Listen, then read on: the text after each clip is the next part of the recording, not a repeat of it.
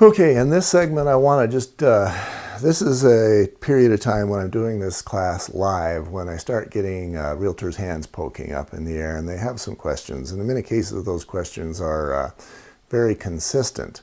One of those questions is, so why the scare? And you know, EPA, for whatever their reasons, they decided at some point that, you know, again, as I mentioned at the beginning, that there was the thresholds of 4, 10, and 25, and we needed to have a number because we're Americans and we want things simple. We want pass or fail, true or false, safe or unsafe. So the number 4 was chosen. And so EPA basically says, okay, America, you're not safe at 4 or 4.1 or 4.2 as the case may be. And, you know, I guess a person couldn't blame them for picking a number and saying, okay, beyond this number, you're unsafe. But for me, I think that we all deserve to be told a little bit more of the detail that might be going on. So why the scare? My thoughts. If you look at the people who are feeding us the information that we have, it will be EPA, it'll be environmental consultants, it'll be remediators, it'll be home inspectors.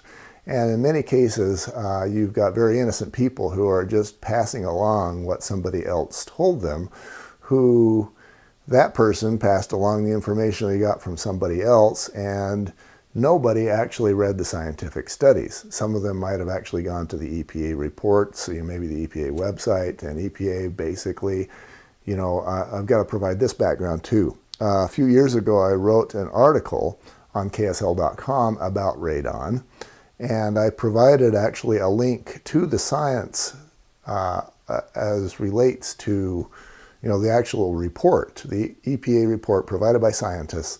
I provided a link to that report.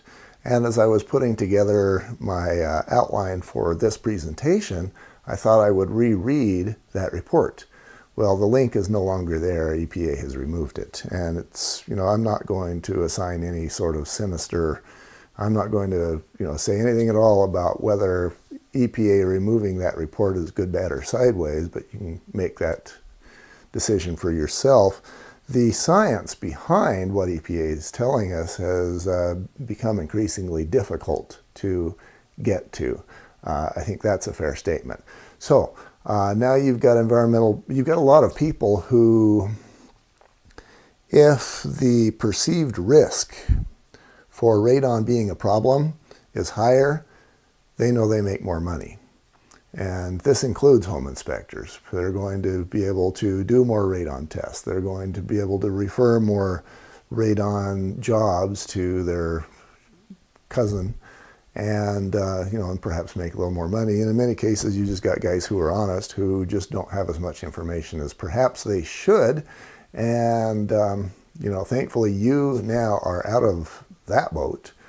And you know, it's that's why sometimes it's an honest mistake or lack of training, and sometimes, especially in what may be EPA's case, it's guys who really want there to be a problem so they can keep their job.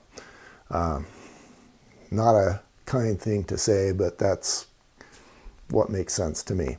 Now, all that being the case, when you run into a home as a realtor, I guess here's the next question that realtors pop their hand in the air and say, you know, and they say, so do you not recommend testing or mitigation? And the answer is absolutely not. And my primary reason for saying that, you should do testing, you should do mitigation, but my reasons for recommending that can be very different. For me, it's not necessarily about the risk levels, because we've pretty much shot a lot of those down, unless your radon reading might be massive, like 50 or 100 or whatever.